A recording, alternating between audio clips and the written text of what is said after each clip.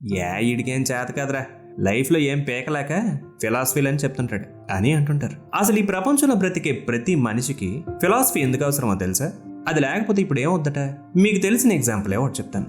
వర్షం కురుస్తున్న ఒక రోజు రాత్రి రోడ్డు మీద వెళ్తున్నప్పుడు ఒక తాడును తొక్కి పాము అనుకున్నాం. అమ్మో పాము అని విపరీతమైన భయంతో ముందు వెనక చూసుకోకుండా విపరీతమైన ఫాస్ట్గా పరిగెట్టడం స్టార్ట్ చేసావు. ఆ వర్షంలో రోడ్డు తడిగా ఉండడం వల్ల కాలు జారి దఢేల్మని ఒక గుంతలో పడి నీ కాలు విరిగి జీవితాంతం అవిటివాడిగా మిగిలిపోయావు.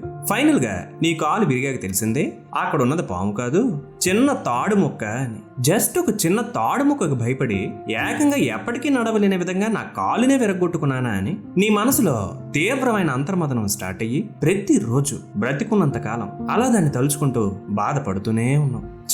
ఆ చీకట్లో చిన్న స్ట్రీట్ లైట్ ఉన్నా బాగుండు, నాకు ఈ పరిస్థితి వచ్చిండేది కాదు కదా. సో మన జీవితంలో ఇలా ఎన్నో తాడు ముక్కల్ని పాములుగా భావించి తొందరపాటు వల్ల, భయం వల్ల, ఎవరేమనుకుంటారనే ఆలోచనల వల్ల కొన్ని డెసిషన్స్ తీసుకుని ఇక ఆ సిచ్యుయేషన్స్ లోంచి బయటికే రాలేనంతగా ఇరుక్కుపోయి జీవితం అంతా సఫర్ అవుతూనే ఉంటాం.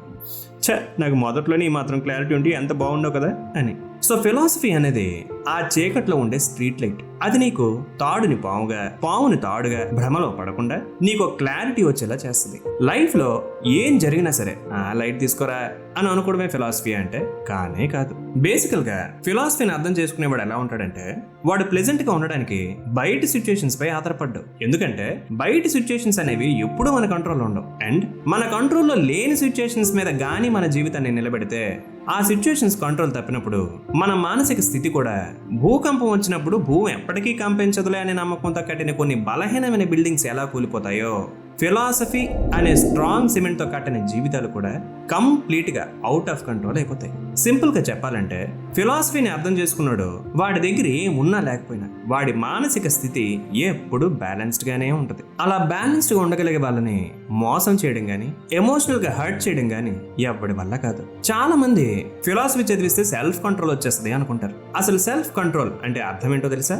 నీ గురించి నువ్వే అర్థం చేసుకోకుండా ఉండటం వల్ల వచ్చే కంపల్షన్స్ ని అణగదొక్కడానికి ప్రయత్నించడం. అది నీ వల్ల కాదు. ఎందుకంటే ఫర్ ఎగ్జాంపుల్, స్టవ్ మీద పాలు పెట్టి మంట హైలో పెట్టి ఇది ఇప్పుడు పొంగకూడదు, దాన్ని ఎలా అయినా కంట్రోల్ చేసేయాలి అంటే ఎంతవరకు కంట్రోల్ చేయగలవు?